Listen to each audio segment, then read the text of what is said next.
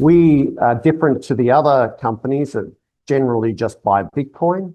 We believe it's prudent to diversify across a bundle in the sector. So we're not just reliant on the performance of Bitcoin. We're also not reliant on the price just going up. We have a strategy that makes money if it goes down or up. Hello, you're watching Proactive. I'm joined by Paul Mathieson. He's CEO and founder of Amazing AI. Paul, really good to speak with you. Amazing AI has quite an interesting story. You've been in the US consumer lending space for over 15 years as Mr. Amazing Loans, recently rebranded to Amazing AI. Could you give us the elevator pitch on what makes Amazing AI different with its distinctive approach?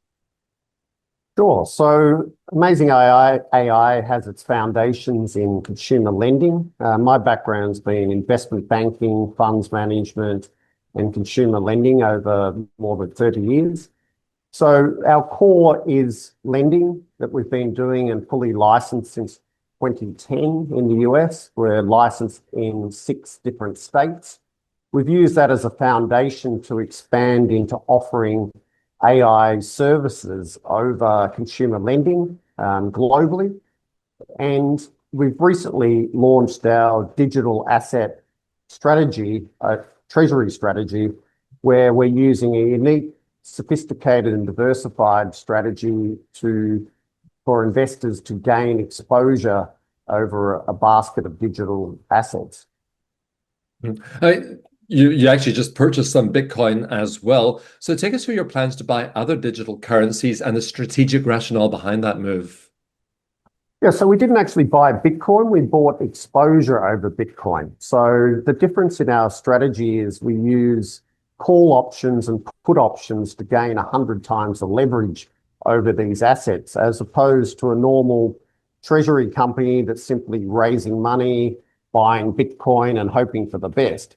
So we utilize medium-term call options to gain 100 times exposure. So for $1 million of premium, we can actually have exposure to 100 million of digital assets. But we also protect on the downside via buying put options, so that if the crypto or digital assets were to fail over time, we would still make money. So we're betting on the volatility or continued volatility in the market space, which is very different. These assets have been very volatile over time, and we expect that to continue, which forms a core basis of our strategy.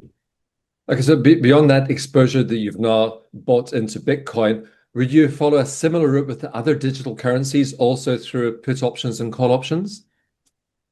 Yes, it'll be very similar. So our next asset will be Ethereum, and then we'll move to XRP and Solana. We're looking at a 5th asset and potentially a 6th, one that would be gold linked. We're also looking at an AI based crypto in terms of Tau. That's quite interesting. So we are different to the other companies that generally just buy Bitcoin. We believe it's prudent to diversify across a bundle in the sector. So we're not just reliant on the performance of Bitcoin. We're also not reliant on the price just going up. We have a strategy that makes money if it goes down or up. I mean, would you look at acquiring other companies as you increase your exposure to this strategy? Yes, so we see ourselves as Treasury 3.0. 1.0 was in essence buying Bitcoin, hoping for the best, raising equity, do it again. We think 2.0 is diversifying across multiple digital assets, so not just Bitcoin, as I've described amongst the others. But 3.0 is really using a highly capital efficient strategy, utilizing smart strategies over call and put options that are not available to small investors. It's really an institutional level strategy that has a lot of barriers to entry in terms of being able to actually do it. A lot of countries around the world can't even buy options over digital assets. So we think it's much more developed and much more efficient. And we combine that with 50% of our business being a proportionate share in our core 60% revenue earning lending business. Recently, stock exchanges have brought in new rules where they don't want pure play listed companies purely only doing Treasury.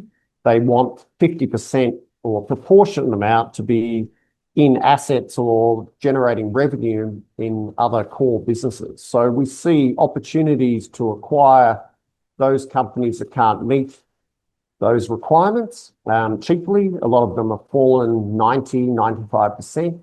So we see opportunities to purchase them, sell off their assets, deploy the capital 50% into our sophisticated strategy and 50% into our lending business.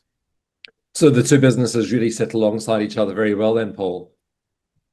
Yeah, there's a lot of synergy between them in what we do. So the excess profits from the lending can also be deployed into our digital asset strategy without requiring ongoing dilutive capital raisings in equity, which has been the model for most of the other failed Treasury companies.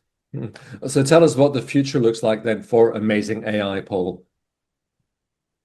So we've been strategic and patient in terms of when we started our strategy. We only initiated it, so we've avoided the last month's significant falls in digital assets. Bitcoin's fallen from 125,000 down to around 100,000. So we've avoided that significant fall.